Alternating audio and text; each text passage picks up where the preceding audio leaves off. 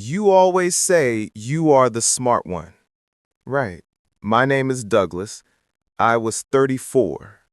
I worked at Ashmere Outfitters, handling inventory in Billings, Montana. That question came from my wife, Lydia, while she and her sister, Sophia, sat up front in our Honda, engine running. I stood beside a busted gas station in the middle of nowhere, holding a gas can we supposedly needed to fill. It started as a simple joke. We were driving back from Sophia's place in Missoula when Lydia pulled over at an abandoned station about 50 miles from anything. She said the car made a noise and asked me to check the engine while she and Sophia grabbed drinks from the cooler. I was under the hood maybe 2 minutes when I heard doors slam. "Douglas?" Lydia called, laughing. "We are going to see how smart you really are." I stood up and wiped my hands on my jeans. "What do you mean?" Sophia was giggling in the passenger seat. They had been planning something all weekend, whispering in corners and trading looks. I figured it was for my birthday next week or some family surprise. "You keep saying you could survive anywhere," Lydia said, shifting into drive. "Always reading outdoor magazines and watching survival shows. Now you get to prove it." The gas can in my hand felt heavier. "Lydia, what are you doing?" "Teaching you a lesson." She tossed something out the window. My wallet hit the gravel. No phone, no cash, no ride. "But you are the smart guy, so figure it out." I looked around. Nothing but prairie grass, a few dead buildings, and mountains far off. The nearest town had to be 30 miles back the way we came, maybe 40 ahead. "This is not funny," I said. "It is hilarious. You should see your face." Lydia hit the gas. "Maybe next time you won't act like You know everything. See you at home, genius." They drove off, a dust cloud chasing them down the 2-lane highway. I watched until the Honda dropped over a hill, then grabbed my wallet, empty except for my license and an old business card from the feed store where I bought supplies for Lydia's garden last spring. The sun was already low. It would get cold fast after dark. I had camped before, sure, but never without gear, never without warning, never as payback for something I could not even name. I headed for the abandoned station looking for cover. The windows were boarded, but the back had a loading dock that could block the wind. Behind the building, I found a dumpster that reeked of old oil and something rotten. That is where I spent my first night as a different kind of man. I met Lydia 5 years earlier at a company barbecue. She worked at the county assessor office. She had a way of making everything sound like common sense. I was drawn to that certainty, especially after my dad died and I felt lost about what came next. We married after a year of dating. She moved into my rental on the south side of Billings. For a while, it felt steady. She made decent money. I brought home a steady check from the outfitter store. Nothing fancy, but we were not struggling. The trouble started small, mostly comments about my job, how I was wasting potential doing inventory instead of reaching for something bigger. When I talked about starting a business or learning a trade, she would give me that look like I was being unrealistic. "You are not a business owner, Douglas. You are good at following instructions. Stick to what you know." At a marketing firm in Missoula. She always had stories about big successes and the important clients she met, endless talk of new opportunities. It made Lydia feel like she was settling by being married to a guy working retail. My survival interest started as a hobby. I grew up hunting with my dad and knew the outdoors well enough to feel at home. After he died, I kept reading bushcraft guides and watching how to live off the land, not to run away into the woods, but to stay connected to something real. Lydia hated it. She said I was playing pretend instead of focusing on my career. When I suggested a camping trip, she rolled her eyes. When I shared something I learned about tracks or fire, she changed the subject. Looking back, the signs were there. She stopped asking about my day, spent more time with Sophia, and came home with stories about how successful people live. She started talking about me in the third person when we were with others, as if I was not there. Douglas thinks he's some mountain man, she would joke to her friends, laughing, says he lives in a fantasy. The truth was simpler. I was trying to win over someone who didn't want to be impressed. I chased approval from someone who had already decided I was not worth respect. Somewhere along the way, I started believing her version of me. But behind that dumpster, with coyotes calling across the empty prairie, I realized something. Maybe Lydia was right about one thing. I was about to find out how smart I really was, just not in the way she expected. I woke up stiff and cold, back pressed to the concrete dock. Sun edged over the mountains. Cattle lowed somewhere far off. My mouth tasted like dust and regret. First thing I did was inventory. Wallet with license, car keys I could not use, the clothes on my back, a matchbook I forgot in my jacket pocket from some diner. Not much, but it was something. From the sound of the herd, the nearest ranch was maybe 2 miles north. I started walking. The rancher was named Clayton Phillips. He was feeding horses in a corral when I reached his drive, looking like I had slept rough, which I had. He asked if I had broken down, not unkind, but cautious. I told him the truth, most of it. My wife left me out there as a joke, and I needed a way back to town. I left out the part about the lesson she wanted to teach about confidence. Clayton studied me for a moment. "That is one hell of a joke," he said. "You hungry?" Over breakfast, he asked about my work. When I mentioned the outfitter store, he nodded and said he knew it. He asked if I still hunted with my dad. He asked about cattle and livestock. I said, not really. Why? He leaned back and said he was short-handed. His regular hand was out with a bad back, and he needed to move a herd next week. Pay was decent if I was willing to learn. Something shifted inside me. Maybe it was how he asked like my answer mattered. Maybe it was that kitchen smell of coffee and bacon instead of oil and trash. Or maybe it was that someone offered work instead of another lecture on limits. "I am willing," I said. That afternoon, Clayton drove me to town so I could get my car and tell Lydia where I was. She was watching TV when I walked in, didn't even look up. "How is your adventure, genius?" she said. "Educational," I said. She glanced over then, maybe hearing something different in my voice. In my voice. Did you learn your lesson? Yeah, I said, I did. But not the lesson she meant. I learned that when someone strips away what you think you need, what remains is who you really are. I also learned some folks help a stranger, while others will leave a husband behind for a laugh. I went to the bedroom and packed a bag. I told Lydia I was taking the ranch job and staying in Clayton's bunkhouse for a while. "You are running away," she said. "No," I said. "I am running towards something." I called in sick to the outfitter store the next morning and drove back to Clayton's ranch. By sunrise, he had me working cattle, teaching me to read their movement and how to guide them without a scare.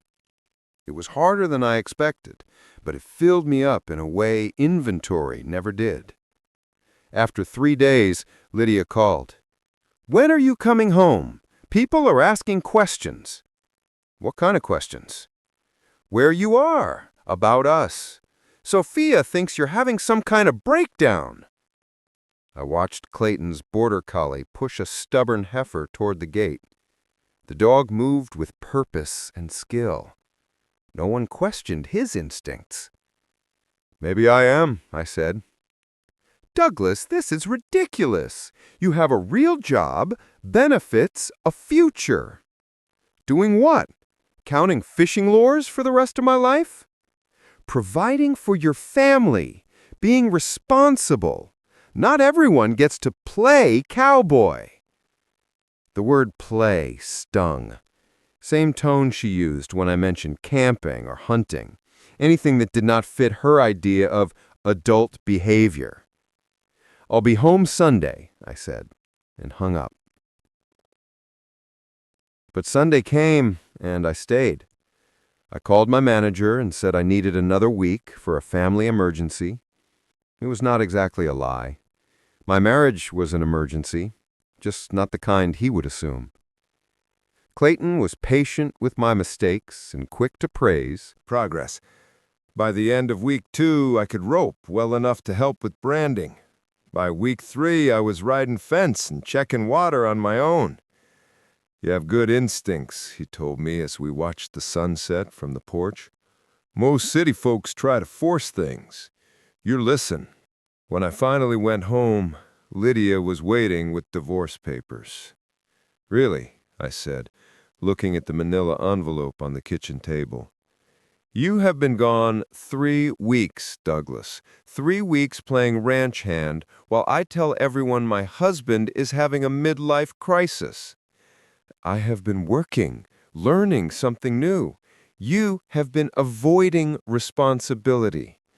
She sat across from me and folded her hands like it was a business meeting. Sophia thinks you are trying to punish me for the joke, that you are being dramatic. The joke, I said. That is what we call it now. It was harmless. We came back the next morning, but you were gone. We figured you hitchhiked home or something. You came back? I said. That was news to me. Of course we came back. We're not monsters. But you left with that rancher and made us look like the bad ones. I stared at her. 3 weeks of good work, of learning something new, of feeling respect for the first time in years, and she thought it was about punishing her. Sign the papers, she said. I keep the house, you keep your truck. Clean break. I picked up the envelope but did not open it. What if I don't want a clean break? Then come home, get your old job back, act like a grown-up. The choice felt simple. Go back to counting boxes and listening to limits, or keep learning a trade with people who value competence over comfort. I need time to think, I said. You've had, go back to the old path and the same speeches, or keep learning a trade from people who judge by results, not titles. That was the fork in front of me. I looked at the papers and felt calm. I need a moment to think, I said. You've had 301. 3 weeks to think?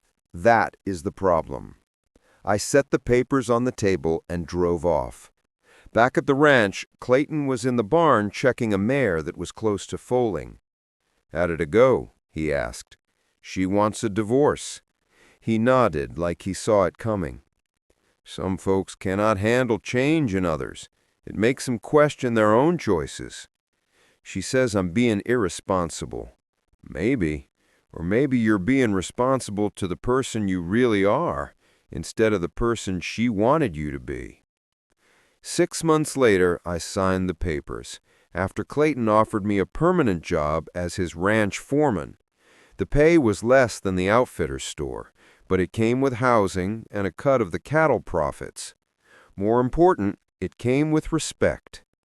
Lydia kept the house in Billings. I kept my truck, my tools, and a small savings account she did not know about. What I did not keep was the urge to prove myself to people who already decided I was not worth believing in. Ranch work fit me. I learned to read weather, manage breeding, and negotiate with feed suppliers. Clayton introduced me to neighbors, and I picked up side jobs in the busy seasons. Nothing flashy, just steady steps toward being the kind of man who fixes problems. Lydia and Sophia moved to Missoula after the divorce was final. Friends said they were having a great time, spa weekends and shopping trips. They dated wealthy men who owned businesses, living the life Lydia always wanted. I heard it from my old co-worker Jake, who kept in touch. He dropped by the ranch with updates about how well Lydia was doing. "She looks happy," he would say, like he was doing me a favor. "Really happy, like she is living her best life." I nodded and handed him a beer, but noticed he never said much about his own life. Still counting lures, still grumbling about managers. Still talking about changes he might make someday. The truth hit me in my second winter. I was fixing fence in a snowstorm, hands numb even with gloves, when I realized I had not thought about Lydia in weeks, not missed her, not felt angry, not wondered what she was doing.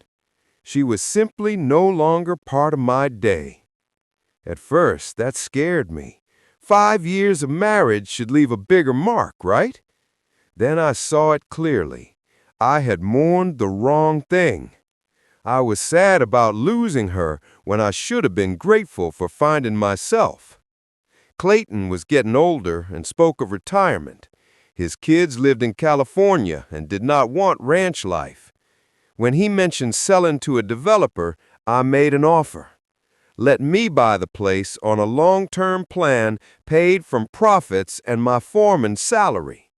"You sure about this?" he asked. "It's a big risk." "I'm sure," I said. "This is what I want." "What about your ex-wife? Does she know you're thinking about owning land?" I had told no one, but the bank. It was not a secret exactly, but it felt smart to keep quiet until the papers were signed. Say it too soon and you might jinx it. "She doesn't need to know," I said. "We don't talk anymore." Clayton nodded. "That's probably for the best. Some people can't stand to see others rise, especially when they wrote you off." The paperwork took 3 months. Background checks, financial reviews, inspections, and county talks on water rights. By spring, it was done. I held the deed. 800 acres of prime land beneath my boots. 800 acres that were now mine. I stood at the edge of the property one morning, watching the sun climb. The wind carried the scent of sage and wet soil, and for the first time in years, I felt completely at peace. No noise, no expectations, just land, sky, and purpose. It had taken being abandoned to learn that I was never lost. It had taken losing everything I thought mattered to find what truly did. I wasn't the man Lydia left at that gas station anymore. I was something steadier, stronger, a man who built his own life instead of waiting for someone else to define it. Grazing land and a house that looked over the Yellowstone River Valley.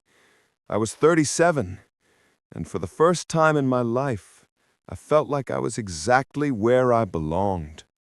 The ranch thrived under my watch. I grew the herd, improved pasture rotation, and launched guided elk hunts each season. Word spread with serious hunters, and my calendar filled a year in advance. But success brings eyes, and eyes bring complications. Jake called one late summer afternoon. "Hey, Douglas, Lydia has been asking about you." I was swapping gourds on the main corral, sweat running in the heat. "What is she asking?" "How you are, where you live." "She heard you were still on a ranch, and she sounded surprised. I think she figured you'd be back in town by now, maybe at your old job." That evening, I drove into Billings for supplies. As I loaded feed into my truck, I saw a familiar Honda in the lot. Lydia and Sophia walked out of the grocery store, dressed like it was an event, not a shopping trip. We spotted each other at the same time. For a moment, no one moved. Then Lydia walked over, Sophia a step behind. "Douglas," she said, like greeting an acquaintance, "you look different." 3 years of outdoor work had changed me. My hands were calloused, my shoulders broader from bales and cattle. I wore my hair longer and kept a beard. But the biggest change was in how I carried myself. "Different how?" I asked. "Older, more serious." She glanced at the truck stacked with feed and vet supplies. "Still playing rancher." "Still ranching," I said. Sophia stepped in. "We heard you bought Clayton Place. Is that true?" "News travels fast in Montana, especially when folks expect you to fail." "It is true," I said. How, Lydia asked, with an edge, how could you afford a ranch? Hard work, sound choices, and some luck. She stared like I spoke another language.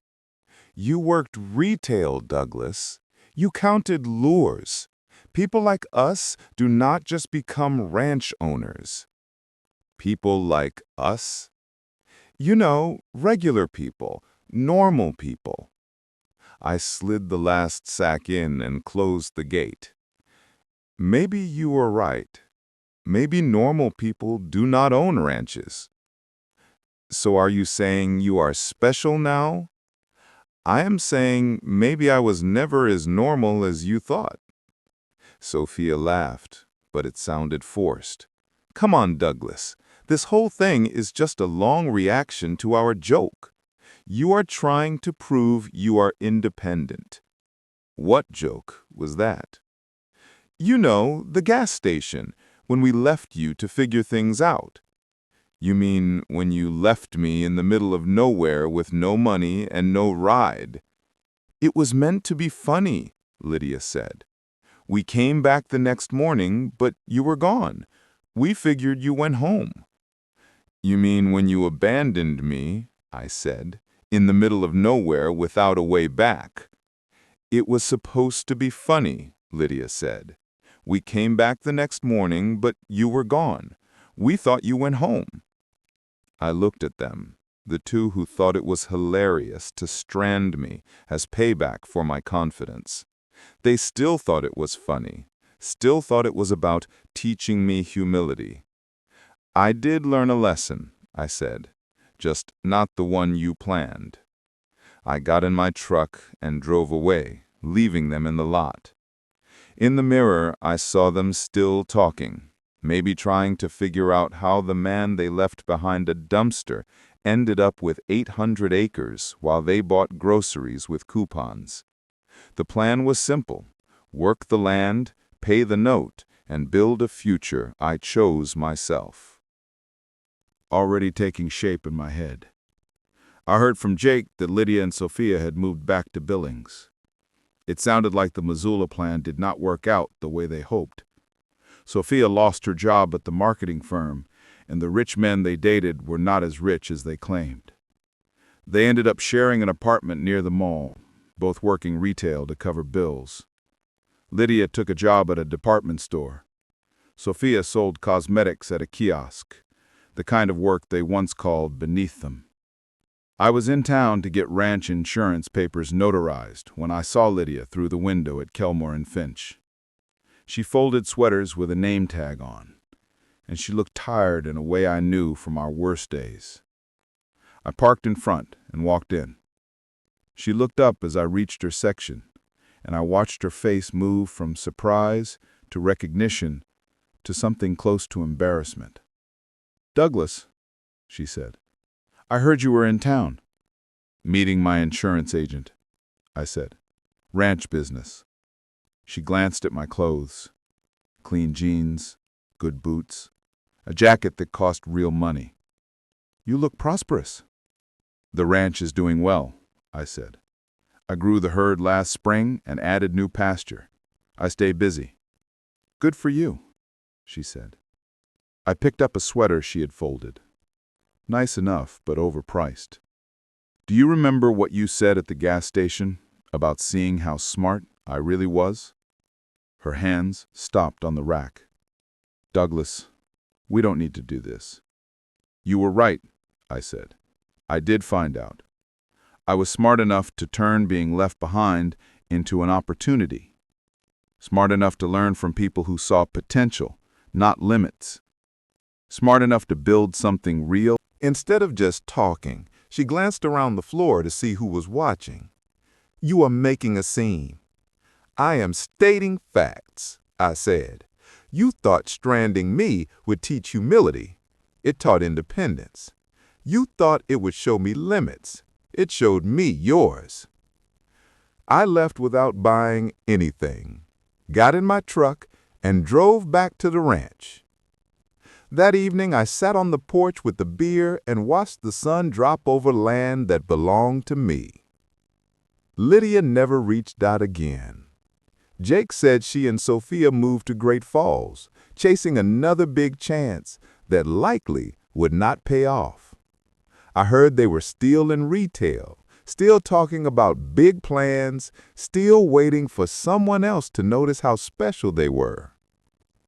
The ranch kept growing. I married Claire, a veterinarian who knew cattle as well as I did and valued the work, not mocking it. We built a steady life on respect and a shared purpose. Sometimes I thought about that night by the dumpster, how cold and small I felt, how sure I was that Lydia was right about my limits, that I dreamed too big and did too little. She was wrong about almost everything. But she was right about one thing. I did find out how smart I was. Smart enough to see that cruelty can be a rough kind of mercy. Smart enough to walk away from people who confuse patience with weakness. Lydia and Sophia lived with the long tail of their prank once the truth set in. The man they tried to embarrass used their stunt as fuel to build a life on his own terms. Their jokes turned into the spark for a change they never saw coming. He became the version of himself they said could not exist, and they were left to talk about plans while he lived them out each day. From underemployed husband to a thriving ranch owner. Meanwhile, their lives stalled in retail jobs they once called beneath them. The joke they thought clever ended their access to the stability and growth they had thrown away, leaving them watching from a distance as Douglas achieved the kind of success they never believed he could reach. Sometimes the cruelest gift someone can give is to show you exactly how little they value you. Because once you stop trying to prove them wrong, you are free to prove yourself right.